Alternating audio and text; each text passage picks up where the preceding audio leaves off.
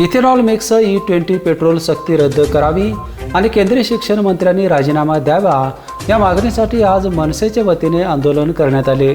आंदोलकांनी मोटारसायकली चालवत आणून सर्वांचे लक्ष वेधून घेतले। E20 पेट्रोलमुळे वाहने खराब होत आहेत, ग्राहकांना E10 व E20 पर्याय उपलब्ध करून द्यावा। नीट परीक्षेतील घोटाळ्याप्रकरणी केंद्रीय शिक्षण मंत्री धर्मेंद्र प्रधान यांनी राजीनामा द्यावा आदी मागण्यांचे निवेदन जिल्हाधिकारी डॉक्टर विजय राठोड यांना देण्यात आले। भारत स्वातंत्र्य झाल्यापासून आतापर्यंत इतकं पेट्रोल कुठल्या शासनानं महाग केलं नव्हतं, तेवढं पेट्रोल या शासनानं महाग केलं। महाग करत असताना सर्वसामान्य नागरिक चिडीचूपपणे हे पेट्रोल खरेदी करतोय। खरेदी करत असताना गेली एक महिना आम्ही ह्या E20 पेट्रोलवर अभ्यास केल्यानंतर आम्हाला वेगवेगळ्या प्रकारच्या गोष्टी जाणवल्या। त्या पद्धतीचं पहिलं प्रात्यक्षिक तुम्ही आता सर्वांनी बघितलेलंच आहे।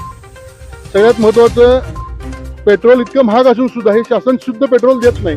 त्या संदर्भात आम्ही जिल्हाधिकारी साहेबांना भेटायला आलो आणि नागरिकांची व्यथा आणि आम्हा सर्वांची व्यथा मांडण्यासाठी आम्ही जिल्हाधिकाऱ्याला आलेलो आहे। यावेळी शहराध्यक्ष प्रसाद पाटील, जिल्हा उपाध्यक्ष निलेश धुमा, सचिव निलेश आजगावकर, शहर उपाध्यक्ष राजन हुल्लोळी, संजय चौगले, विजय कारजकर आदी पदाधिकारी आणि कार्यकर्ते उपस्थित होते। बेपनसाठी कोल्हापूरहून विजय यशपुत्र।